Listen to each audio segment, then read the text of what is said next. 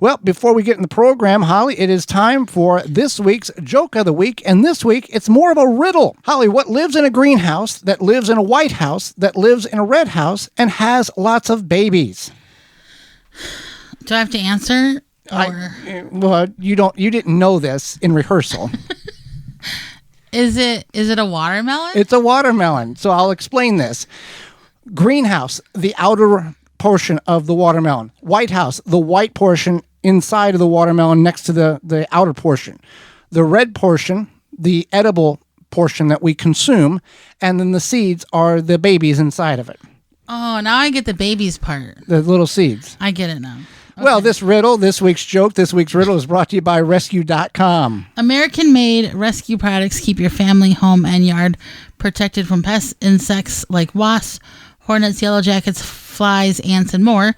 Learn more at rescue.com. That's rescue.com. So a lot of people have a lot of things in which they do in their garden. Some of them are very practical and proven to be very successful. Others are a waste of time. And we tell you those things that are a waste of time. We share that on our social media platforms. And a lot of people get very angry with us because we've always done it this way and we've always had a successful garden. Well, because you've done other things in addition to what you think is wonderful and perfect and perfection, you add this, but you've done other things in order to make that plant grow. So what you're doing that's been proven inaccurate or wrong, the other thing is offsetting it. So go ahead. No, I was just going to say, we came up with a list here of what we think is some don'ts. You can always add to this list. Oh, we could have 2 shows about don'ts. Yeah, for sure. But we got to keep to our time here. So the first one was yours. Do not work wet soil. If the soil seems wet and you're going to till or you're going to disturb the soil, don't do it. Don't walk on wet soil. It compacts and it gets clotted up. You get wet soil and you squeeze it together and it dries. It becomes very, very difficult to break those clods apart. On the farm, we tried not to work the fields in that when the soil was wet. There was times where we had to work the fields in order to what they call open them up to get more air exposure, to run a tool across it to open the soil up to get it to dry. Then you had the big dry clumps, and then you would run another piece of equipment across it in order to break those chunks up back to a more pulverized soil. In the garden, let's not walk on the soil. Don't work the soil. As eager as you may be to do some work, give it time to dry out. Now, what we have also done in the past, and there's documentation of this on our website, we have planted tomatoes.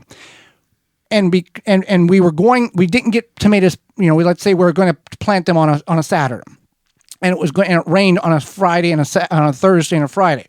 We would take large tarps and cover the soil, the area in which we were planting tomatoes. That rain came, every other part of the garden was saturated, soaked, could not do anything. We removed those tarps, and the soil was dry to the point where it wasn't going to hurt for us to get in there and work the soil, so we could get things planted. Now, you can't do that on a very large agricultural level, but on your backyard, you can cover some beds. If you're going to work a bed, you got to work. We got lives, and you got a weekend, and it's going to rain all week, but you want to work in the weekend, cover the beds with a tarp or something so the soil doesn't get wet, so you can do that. So speaking of covering, we want to remind you, don't forget to mulch. So mulch is important because it helps. A lot of times it doesn't get rid of weeds, but it can help suppress weeds. And also it keeps the moisture in. It also protects when it rains. There are good things and bad things in your soil. It protects those things from splashing up onto your plants. So you want to make sure you are mulching. We like to use leaves as mulch. You can use shredded paper. You can use straw.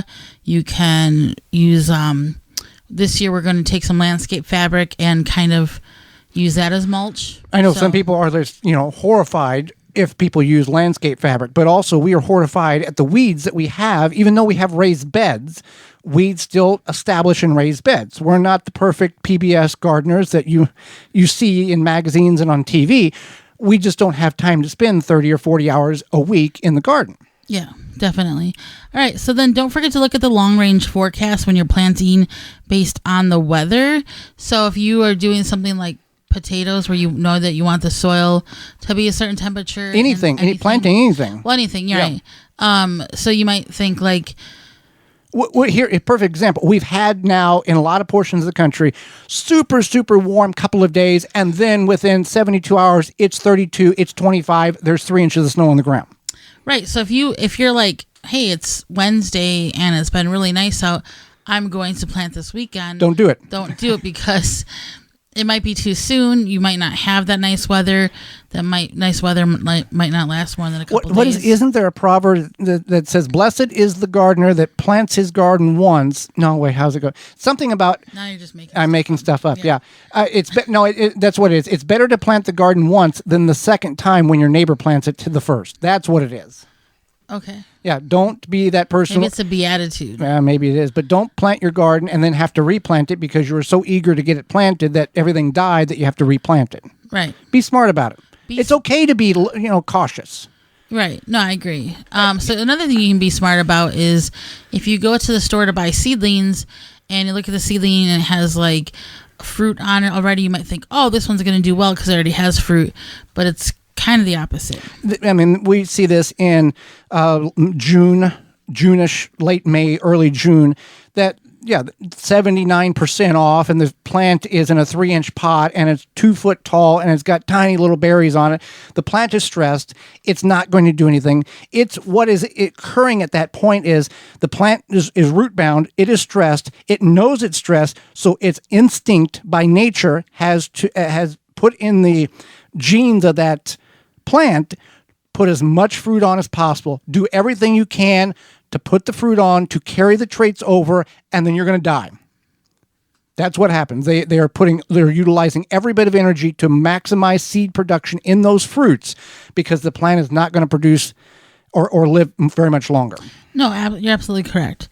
So you just want to keep that in mind. You don't want to spend your money on that and then have because you're problems. Not a plant doctor. This is all it's already cursed. You're already 3 strikes. You're out before you. You're not Captain Save the Plant. All right. So another thing you do not want to do is water inconsistently. And you just want to make sure that you are either have an irrigation system, get yourself on a watering schedule, pay attention to that because it's easy to get distracted by everything else going on with your life. And then you're like, oh, shoot, I forgot to water my tomato plants. But using mulch also helps with this. Oh, for sure. Yeah. But watering, keeping your soil at a moist consistency like a damp sponge is going to almost eliminate every single problem that your plants are going to experience in your garden. Blossom end rot, not a calcium deficiency. It's a lack of calcium being able to be picked up by the tomato. Consistent watering fixes that problem.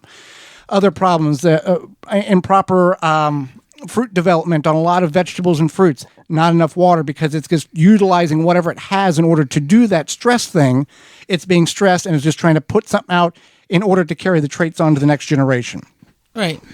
And do not be, in all the work that we do, and this is the bonus one, so bonus one, you get this one for free. What in all the activity of gardening we do, whether you plant 10 acres or 5 square feet or 16 square feet or a couple of containers on a porch, patio, or deck, we are doing this, most of us are doing this as a hobby, for fun, as a relaxation, something to decompress from the world in which we live in. So whatever you get off of your plant, be thankful, be happy with it. Don't be, well, I wish it was bigger. I wish we would have had 10 pounds instead of 5. Be grateful for what you have and the enjoyment in which that gardening activity, whether ornamental or edible, has given you. So with that being said about being something edible, we're going to talk about Waltons. We know you care about where your food comes from. We certainly hope that it's edible when you're canning and preserving your fruits and vegetables. But what about the meat? You can go to waltonsinc.com. You can get all the equipment, seasoning, and supplies to make sausage, jerky, and any other meat product your way to your high standards. Do you want to make snacks that people will actually like? Walton's created meatgistics.com, an informational site to help you make the best finished product. Walton's even has a full line of their own meat grinders, mixers, and sausage stuffers to help you go from animal to edible. Walton's, everything but the meat. You can use code GROW50, that's GROW50 to save 10% off your orders of $50 or more.